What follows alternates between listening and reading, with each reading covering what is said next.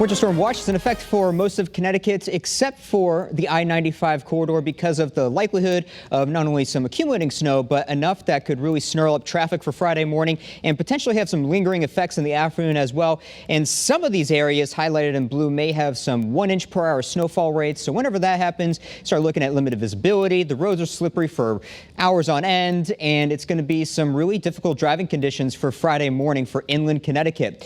Fast forward through the rest of the afternoon, seeing some peaks of sunshine. It's going to be a really nice afternoon. Try to enjoy it before we go back to cold conditions on Thursday. Mostly cloudy conditions or overcast throughout Thursday, but most importantly, no precipitation. So no slippery roads, nothing like that. After midnight on Thursday, that is when the snow is going to kick into gear, even across the shoreline. So it's not like you guys are missing out completely, but we will see a quick change to a wintry mix across the I-95 corridor. And then at this point, it's coming down hard. 8 a.m.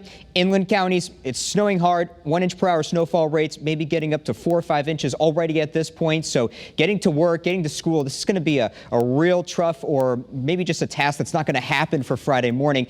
And then we will also see a transition to rain in the afternoon for the I-95 corridor. So if we only get an inch or so for places like New Haven, maybe that's enough rain to just kind of melt what was already there. So that's going to be the best case scenario for the shoreline. However, we could continue to see snowfall for those inland counties in the early afternoon, continuing to see those snow accumulations keep piling up even after we get past noon. So it could be a tough morning and a pretty tricky afternoon commute as well for places like Hartford, Willimantic, Putnam, all these areas likely to get over 6 inches of snow. It's going to be heavy snow because it'll be close to that 32-degree mark, and along the shoreline about 1 to 3 inches is what's going on for you guys because of the possibility of things changing over to rain or at the least a wintry mix. Over the past 6 hours, we are watching this little baby front coming through here. It's going to give us a couple of showers and most importantly, switching the winds. So we are going to start to cool off here in the next few hours. 68 degrees at Windsor Locks. That means we have tied a record high temperature at Bradley International Airport, a little cooler along the shoreline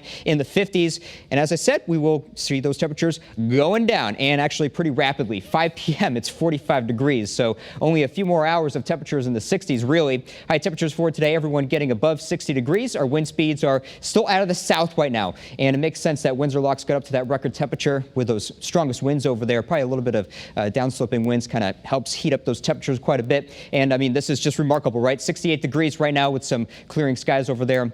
In Windsor Locks, Old Saybrook, Waterbury in the 60s with those cloudy skies, and those wind gusts are picking up quite a bit as well. So as we go through the forecast here, we'll be noticing as we get towards the 7-day forecast here. I'll just pop that up real quick for you guys. We'll be looking at,